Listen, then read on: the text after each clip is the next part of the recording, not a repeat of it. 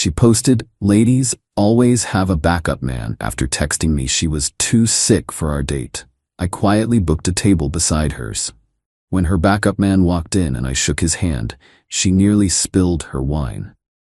I, 28 male, am currently sitting in my car outside my apartment complex, still processing what happened 3 hours ago. My girlfriend Natasha, 26, just played herself in the most spectacular way, and she doesn't even know the full extent yet. We've been together for 14 months. Not super long, but long enough that I introduced her to my family, helped her move apartments, and was planning to ask her to move in next month. Keyword was. Last Thursday, we had dinner plans at this nice steakhouse. Made reservations 3 weeks ago because the place is always packed. She loves their seafood pasta, mentions it constantly. At 4 p.m., 2 hours before our reservation, I get this text. "Babe, I'm so sorry. Woke up feeling awful. Think it's food poisoning from lunch. Rain check?"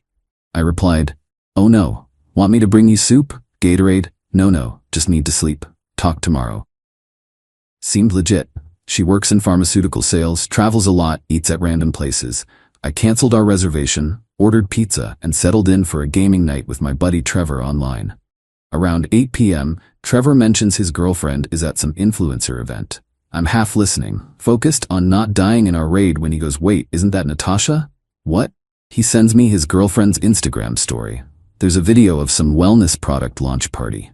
And there, in the background, wearing the exact black dress I bought her for her birthday, is Natasha. Very much not sick, very much holding a martini, very much laughing at some dude's joke.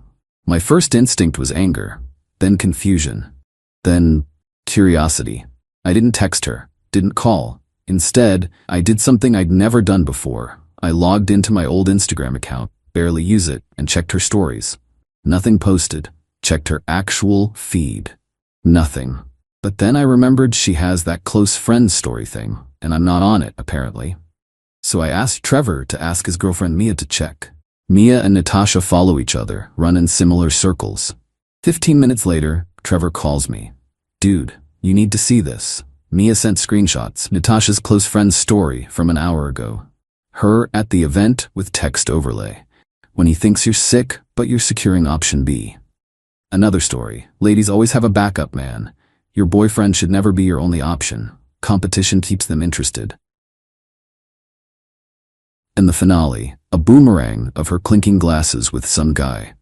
Caption: "Auditioning replacements is exhausting work." I sat there staring at my phone for probably 10 minutes. This woman really posted that she's actively dating other men, to her close friends, which includes multiple people who know me. But here's where it gets interesting. Mia, absolute legend that she is, did some digging. The event was for some CBD wellness brand launch. Public event. She found the Eventbrite page, and guess what? The venue was the restaurant literally next door to the steakhouse where we had reservations. Then Mia found something else. The guy in the boomerang? She recognized him. Bryce something. Works in medical device sales, and according to his LinkedIn, Mia went full detective. He'd been commenting on Natasha's posts for months. Professional stuff, but lots of great insights and couldn't agree more energy. Saturday rolls around. I still haven't contacted Natasha. She texts me around noon. "Feeling better? Dinner tonight? That Italian place?" I respond, "Actually, I managed to get us reservations at that steakhouse again. 7 p.m.? OMG, yes, you're the best." Now here's what she doesn't know. I did make a reservation, for one, at the table directly next to where we usually sit. And I made another discovery. Bryce posted on his Twitter. Dude's got like 12 followers. "Saturday dinner date at the best steakhouse in town. Time to impress."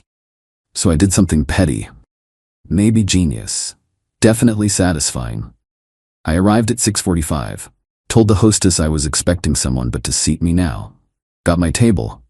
Perfect view of their table. Ordered a whiskey, opened my Kindle, and waited. 7:05, Natasha walks in, sees me immediately. Her face cycles through about 6 different emotions, settles on forced casual. "Jake? What are you doing here?" "Waiting for you." "You said 7? I thought you meant..." I must have mixed up the times. "I'm actually meeting a client, on Saturday night. It happens, you know how sales is." "Totally get it. I'll just wait here then. We can have dessert after?" The panic in her eyes. Delicious. "No, I mean it could run long. You should just go home." Nah, I already ordered an appetizer. Plus, I brought my book. She's literally frozen, then her phone buzzes. She glances at it. I need to use the restroom. She practically runs. 2 minutes later, Bryce walks in. Tall guy, too much cologne, looks around confused. The hostess points to the reserved table. Right next to mine, he sits down. We make eye contact. I smile. Waiting for someone? I ask. Yeah, my girlfriend. He actually said girlfriend. Bold. Nice. How long you been together? About 3 months. You? 3 months. Just over a year with mine. She's in the bathroom actually. We're chatting about random stuff, sports, the menu, when Natasha returns. She sees us talking. I swear she considered leaving right then. Babe, I say cheerfully. Sorry, didn't catch your name. Bryce. Bryce, he's waiting for his girlfriend too. Small world. Natasha looks like she might vomit. Sits down across from me. Bryce is checking his phone, clearly wondering where his date is. You know what? I say. Since we're all here, why don't we just make it a double date? When your girlfriend arrives, Bryce? She should be here any minute, said she was parking. I look at Natasha. You okay? You look pale. Food poisoning still bothering you? I need to make a call. She gets up again. Bryce's phone immediately rings. He frowns at the screen, excuses himself to answer. I hear him in the lobby. What do you mean you're sick? I'm already here. He comes back, frustrated. Everything okay? I ask. My girlfriend just canceled, says she's sick, food poisoning.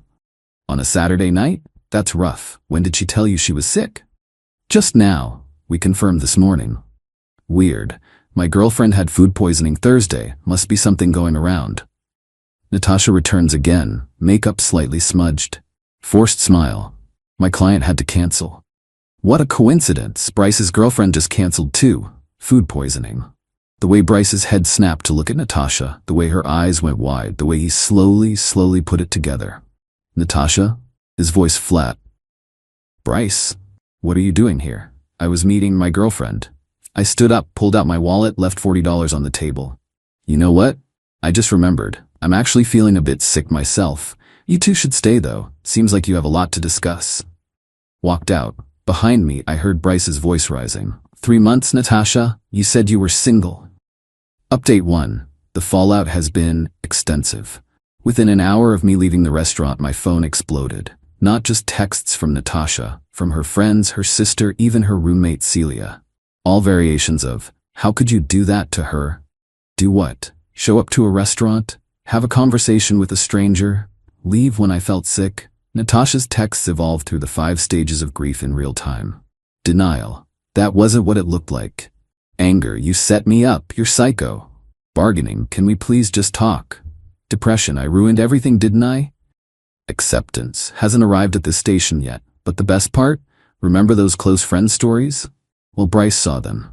Mia. Wonderful Mia. Made sure of that. She sent him screenshots after he posted on his Twitter, now deleted, about dating frauds who play games. He forwarded them to me with a message. Bro, we both dodged a bullet. Wanna grab a beer? Actually met up with him yesterday. Decent guy, just a bit dense. He showed me their text threads. She'd been playing him for 3 months. Telling him she was taking things slow after a bad breakup, that she wasn't ready for labels, but they were exclusive. Meanwhile, she's introducing me to her parents. But here's where Natasha's entitlement really shines. After I blocked her on everything, she showed up at my apartment, not to apologize, to demand I fix this mess. You humiliated me. You humiliated yourself. Bryce won't talk to me. This is your fault. You were dating both of us. How is that my fault? I wasn't dating him. We were just exploring options. For 3 months. You don't understand how hard dating is for women. We need backups. Backups. Like I'm a data file. Then she said something that still makes my blood boil. You were never supposed to find out. It didn't affect you. I chose you most of the time. Most of the time. I asked her to leave. She refused. Said we needed to work through this. Said I was overreacting. Said her mother thinks I'm being dramatic. Her mother. She told her mother her version, apparently. Where I stalked her to a restaurant and caused a scene. I calmly pulled out my phone and played a voice memo. See, when she was bathroom hopping at the restaurant, I hit record. Got the whole conversation with Bryce, including the part where he mentioned they'd been together 3 months, including her face when she realized she was caught. You recorded me without consent? One-party consent state, completely legal. She tried to grab my phone. I stepped back. Leave, or I call building security.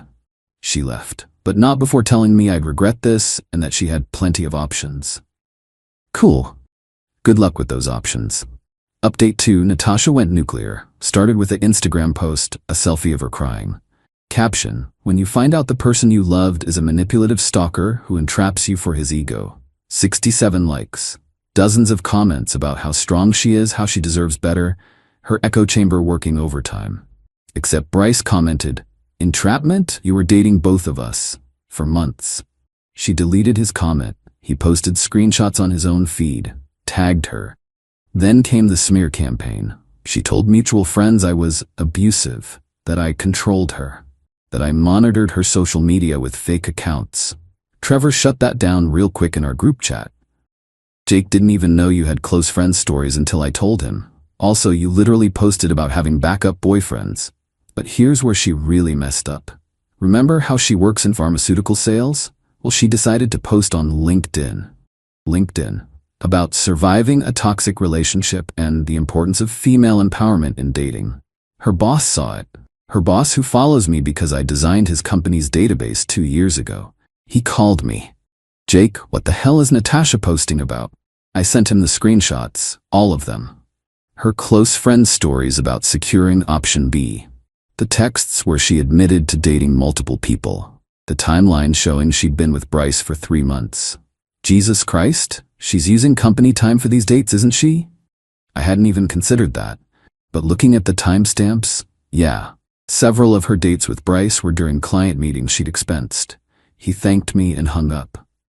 2 days later, Natasha calls from an unknown number, sobbing. "I got put on performance review. This is your fault. You posted on LinkedIn. I didn't make you do that. You sent my boss those screenshots." He asked, "Was I supposed to lie?" "Yes, you were supposed to protect me.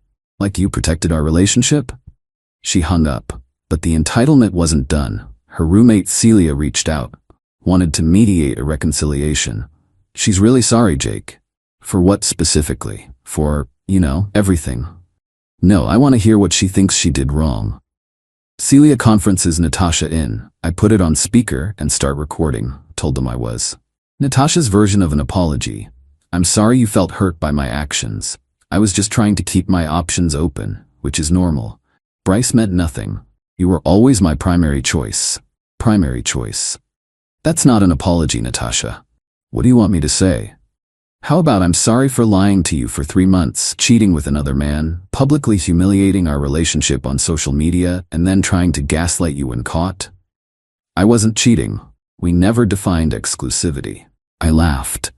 Actually laughed. "We've been exclusive for a year. You met my parents, we talked about moving in together. That doesn't mean I can't explore other options." Celia, to her credit, "Natasha, that's literally what exclusive means." The call ended with Natasha screaming that we were ganging up on her. Final update, it's done. Finally, completely done. After the LinkedIn incident, Natasha lost her job. Not fired, but encouraged to resign.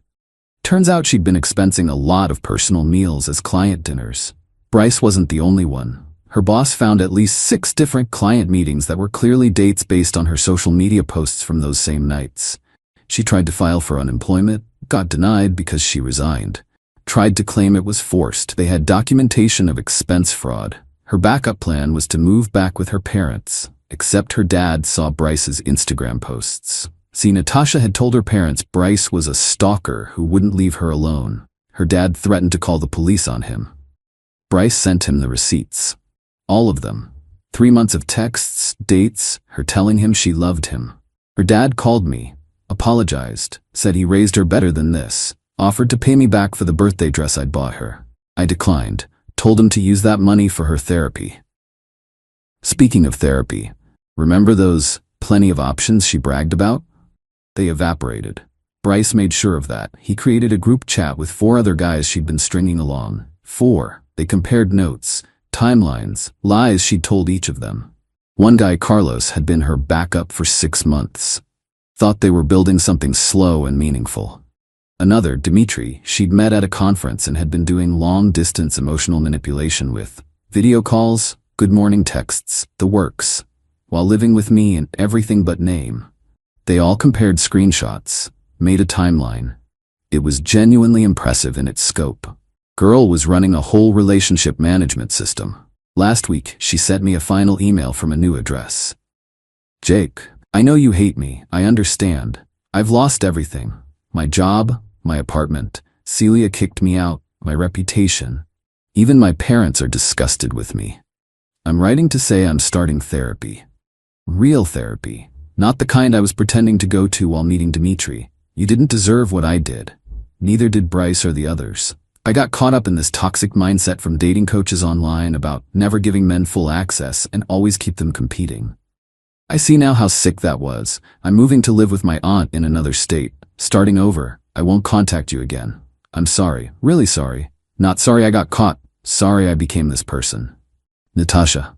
I didn't respond. What was there to say? Bryce and I still grab beers occasionally. He's dating someone new. Shows her my contact in his phone. Tells the story of how we met. It's become a weird conversation starter for him. Me? I'm taking a break from dating. Learned a lot though. 1. Trust your gut when something feels off. 2. If they hide you from their close friends' stories, you're not that close.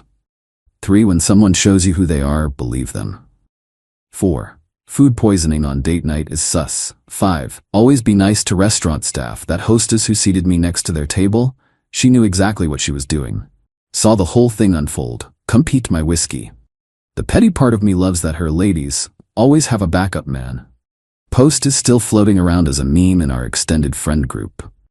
Someone made it into a reaction gif.